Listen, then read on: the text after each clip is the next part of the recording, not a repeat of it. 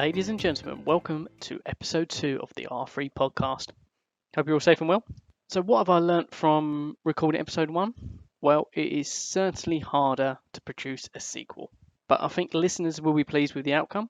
So this episode has moved away from technical and into the policy arena, where the gloves were certainly off in terms of R3's campaign against the return of Crown preference. So today's discussion will focus on the Finance Act 2020 and R3's journey in campaigning against the return of Crown preference. My guest today is James Jeffries. James is the head of R3's Press, Policy and Public Affairs team, also known as PPP.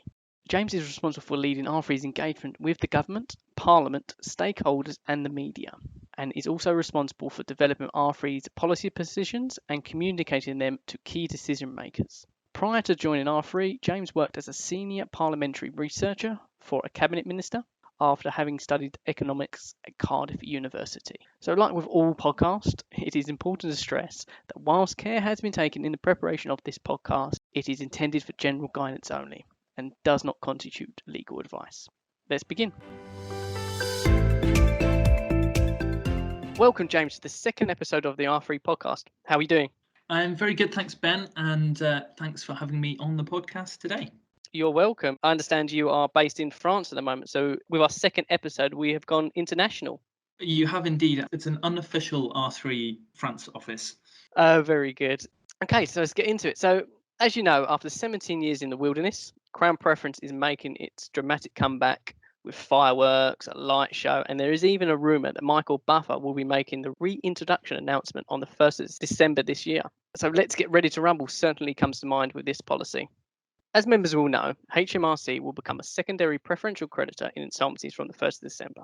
This unpopular policy, well amongst those outside HMRC and government, is one which R3 and the UK insolvency and restructuring profession believe will damage the UK's carefully cultivated business rescue culture. But before we discuss R3's campaign against the return of Crown preference, I think it would be valuable for listeners to know how a government policy goes from an idea to statute. So I'm going to now hand you over to James. Thanks, Ben. So the usual process is, and I emphasise usual there, is that the government first produces a green paper for evidence, which contains initial policy thoughts and ideas on a particular issue. And that asks for stakeholder views on what are usually very general indications of what the government is thinking about in terms of how to take something forward. So basically, at this stage, the government's saying, is this a good idea? Should we go ahead and develop it? Once ministers and officials have reviewed responses to the green paper and come to a firmer idea of where they want to go on a policy issue, they'll then publish a white paper or a full consultation, which sets out their specific policy suggestions. Those tend to be much more detailed and give you a good indication of what the government intends to do. At that stage, the government's saying, thanks for the feedback so far. Here's what we're going to do. Can you help with some of the details? At that point, they'll then publish a consultation response, which sets out all of the feedback that they've taken on board. And at that point, there'll be a lot of work behind the scenes to draft the legislation so that they can take it through the parliamentary process to get it onto the statute book.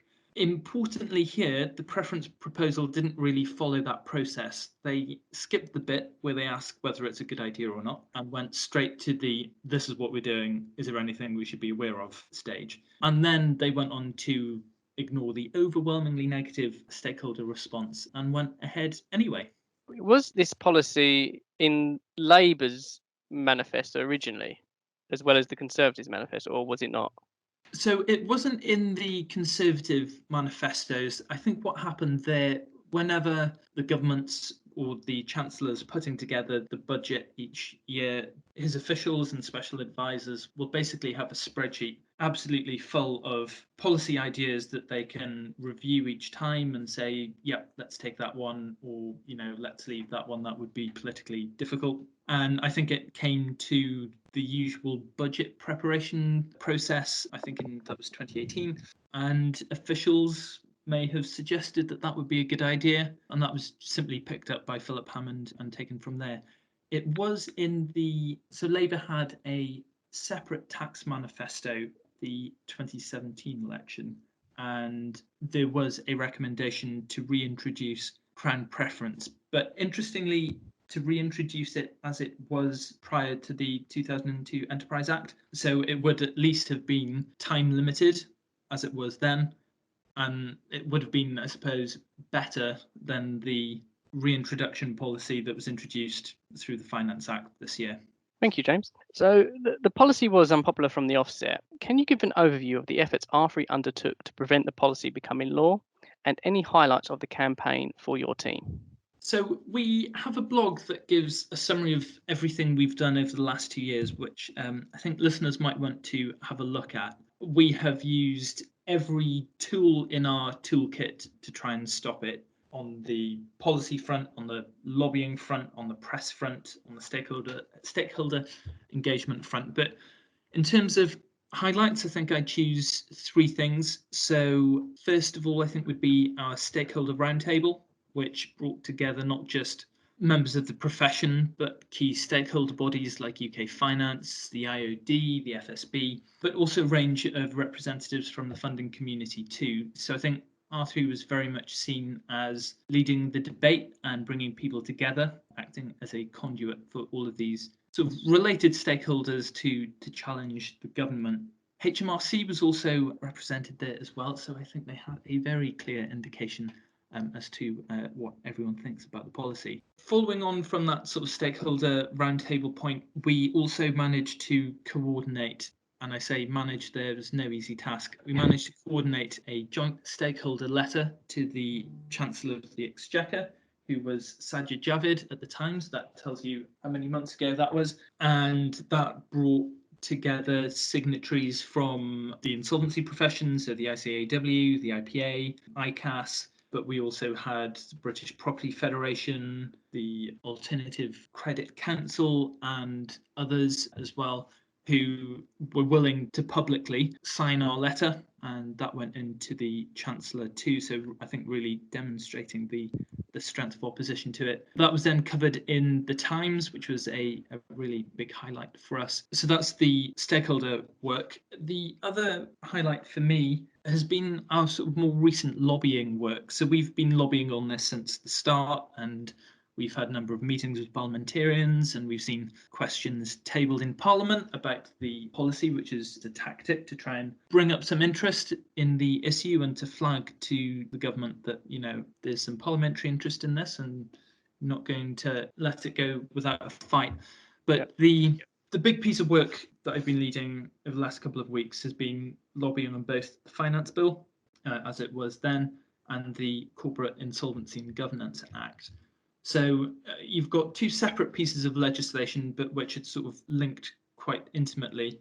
And the point we were making to parliamentarians was that, yes, it's great that the government are finally introducing the corporate insolvency reforms. That's broadly got our support, but it's going to be critically undermined by what it's doing in the Finance Act with reintroducing Crown preference. So I think that point really resonated with parliamentarians. We saw debates over the 2 pieces of legislation. We saw Crown preference mentioned over 25 times, and I think we've heard from sources that the government is quite surprised at just how much parliamentary interest there was in this issue, which I think to them, seeing as they sit across all financial and economic and business legislation, I think they felt was a bit of a small little thing. So they were surprised at the strength of opposition there. So quite proud of what we were able to do there. No, certainly. So this may be a controversial comment, probably the first off of the R3 podcast,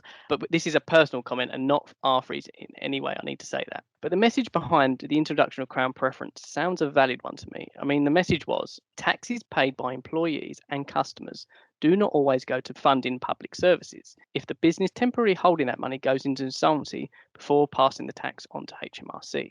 Instead, they often go towards paying off debts to other creditors. I would tend to agree with the message. I mean, taxes deducted from my pay should be paid directly to the public purse to pay for public services. That's what taxes are for. So when taxes are deducted, I would expect them to be paid over. What are your thoughts on HMRC's campaign? Did they play the game well? Well, firstly, I'm not sure we can talk about HMRC having a campaign per se. Okay. They published their position and ignored all of the evidence and views provided by us and other stakeholders and pressed on ahead. But that's what you can do sometimes when you're the government. In terms of the rationale that they did use, you're absolutely right, to be honest. It sounds like a perfectly reasonable and certainly a legitimate position to take. But our job, representing the people in the market, working at the coalface, who are telling us about the actual wider impact that the policy will have on lending and business rescue, is to relay that message to the government. I think it's also our job to point out that insolvency by its very nature means that there's not enough left to pay all of the creditors.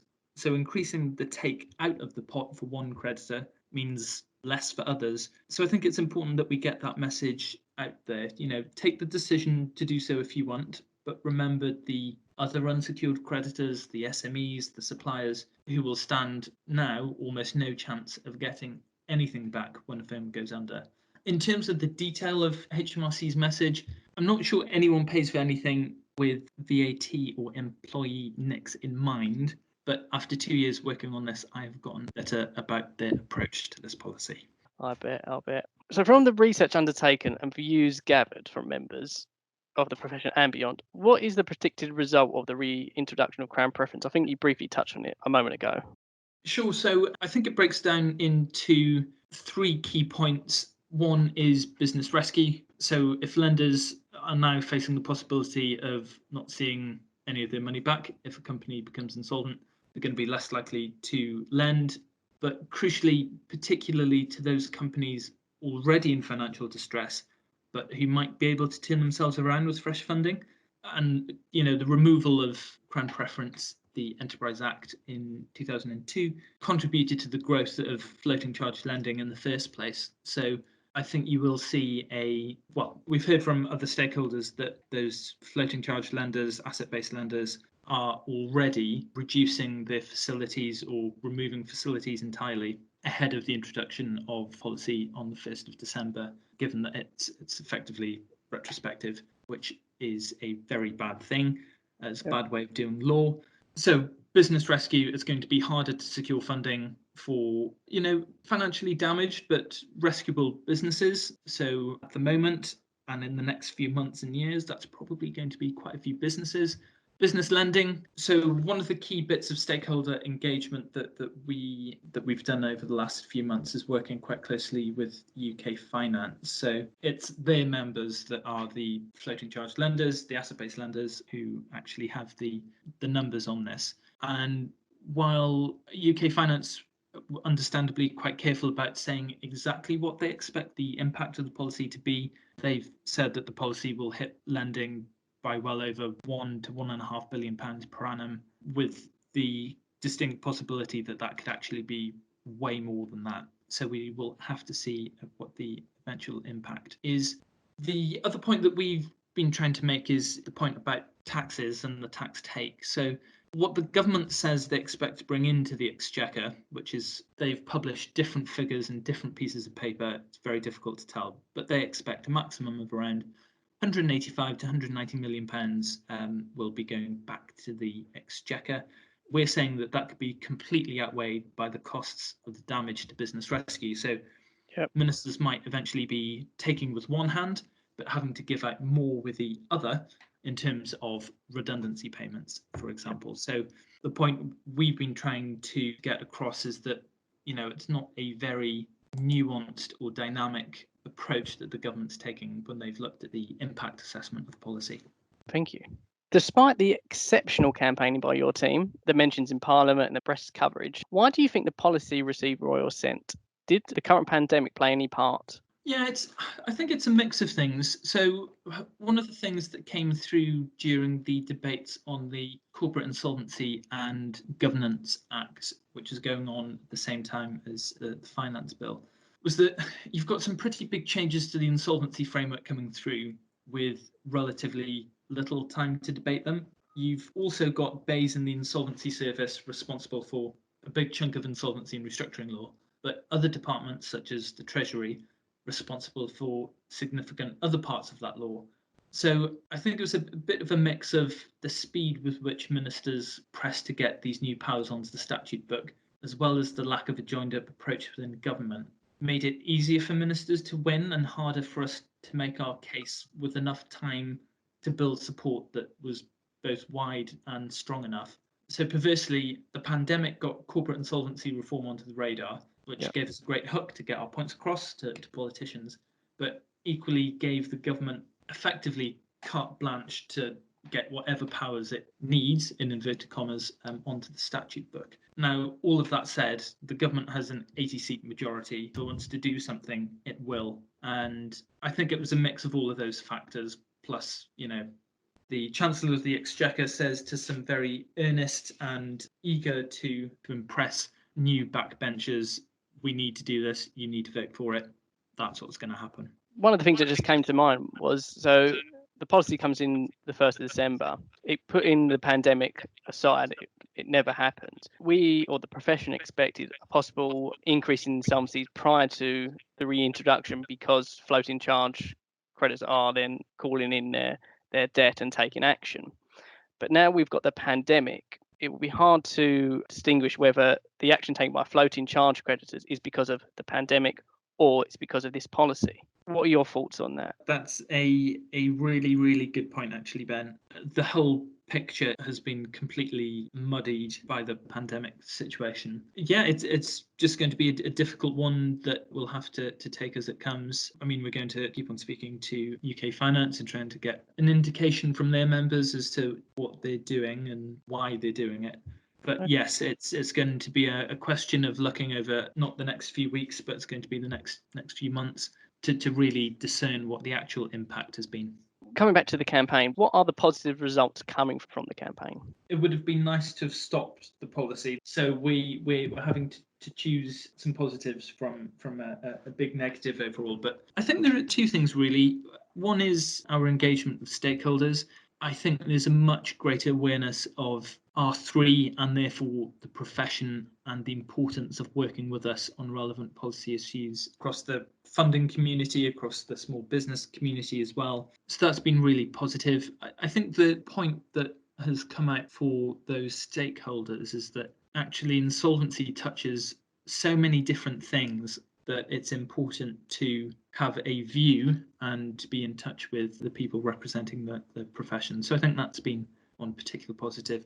The other one has been our engagement with parliamentarians. So it's always a bit of a struggle for my team to get insolvency on the radar for most politicians.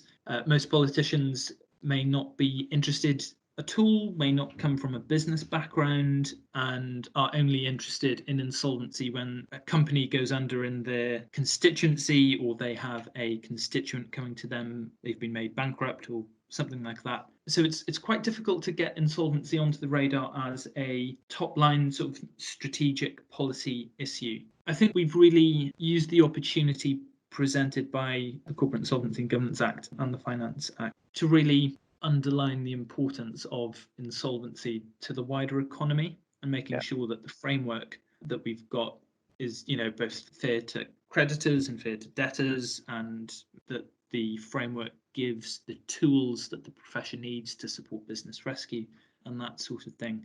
So yeah, that's been a big positive, and I hope we can really build on that in the next few months and years, because I think it's very much going to be on the political radar. I mean, I've seen the work you and your team have done in lobbying with MPs. So although the reintroduction is still coming, some may say this has been unsuccessful. I think the work we've done now will benefit R3 in the future in terms of future campaigns and liaising with MPs. So I think it will benefit members in the future, especially, and also your team. Is the fight over for R3 and the profession? Could there be a rematch?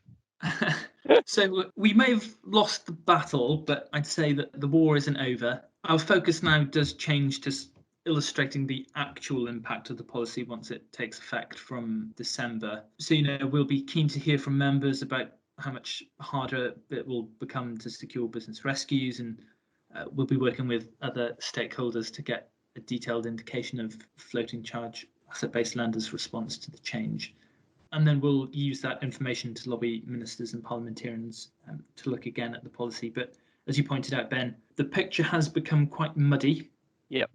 And, there will be further work to do on pre-packs and the framework of insolvency regulation. And I'm sure plenty of sector-specific insolvency work going on over the next few months and years. So the war isn't over, as I said, but that now needs to, I think, slot in with everything else. There's plenty of other important insolvency things that we'll need to be focusing on.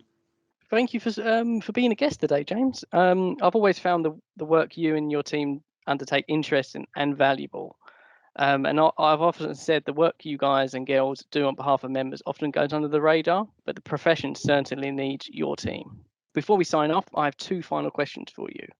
Firstly, any R3 campaigns planned for the future? Yep, so there is always work planned by my team. So among our sort of business as usual, big one coming up in the next couple of months is the Value of the Profession report. So this is a project to illustrate to the wider world, politicians and stakeholders and the media, the hugely positive contribution that the profession makes to the wider economy. We've got the polling company Comres on board to help us deliver the research, and it's a really big and significant project for R3. We also hope it will be a useful resource for members to use themselves in their own engagements with journalists and that sort of thing, to try and counter some of the popular misconceptions about the profession and the work that our members do. We are also working on another project to promote the importance of early advice for directors and the role of the profession in providing that advice and resolving financial distress, which members can expect to hear more about soon.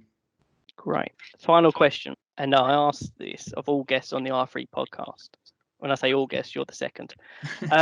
What is the one thing that you have learnt during your career so far that has stayed with you throughout? This was a difficult one, and this might sound a bit prosaic, but I would say the importance of effective time management and prioritization.